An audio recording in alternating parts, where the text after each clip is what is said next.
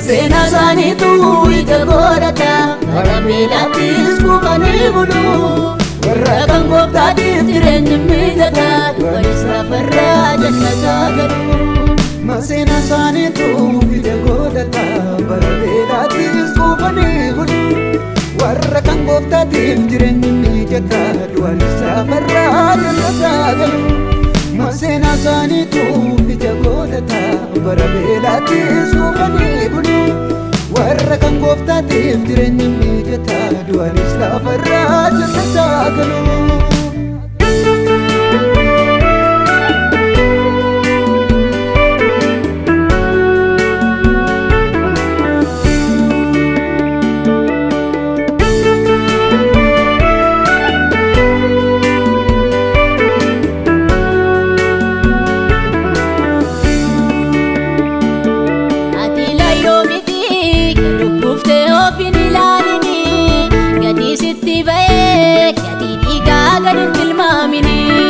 Akeeki Waaqayyoos irra jira inni si guddisu diina kee duratti ifa godhee inni si mul'isu.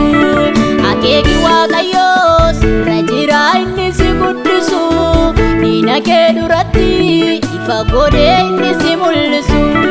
Keenyaan nama tolaa hin badu ati qajeelummaa kee inni sini warri diinota kee ofii si gaadu.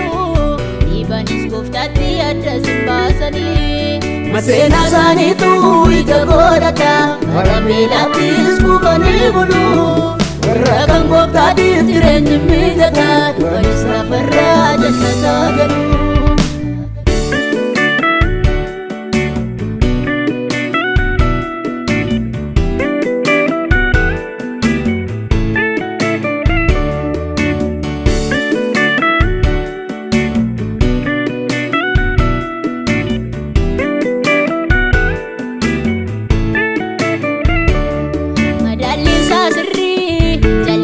Akka kan namaatti gaariidha Waaqayyoo gaarummaan isaa kan bara baraati. Warra qajeelotaa gaareetu gaarummaatti geessa seenaan isaanii hin badu kuma keessaa barbaade haaressa. Warra qajeelotaa gaareetu gaarummaatti geessa seenaan isaanii hin badu kuma keessaa barbaade haaressa.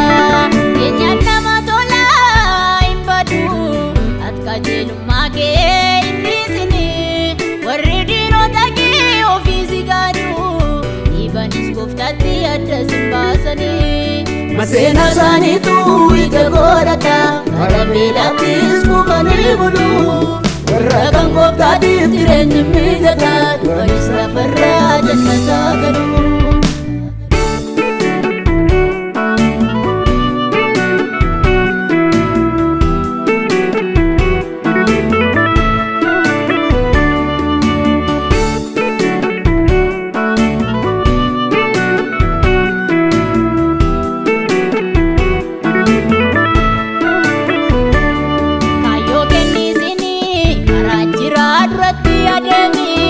Galma keessiyooni amma geessuut gooftaatti qabame isin biraa deeme jiraattaan isiniif qopheessa gooftaan akka jedhe galma qabdaati Xiyoon keessa. Isin biraa deeme jiraattaan isiniif qopheessa gooftaan akka jedhe galma qabdaati Xiyoon keessa. Keenyaan nama tolaa hin badu ati qajeelummaa kee warri diinota kee ofii si gaadu dhiibanis gooftaatti adda sin baasanii. Masena sanitu ija godhata Barabeelaattis kufanii bulu warra kan gooftaatiif jireenya mijataa du'anis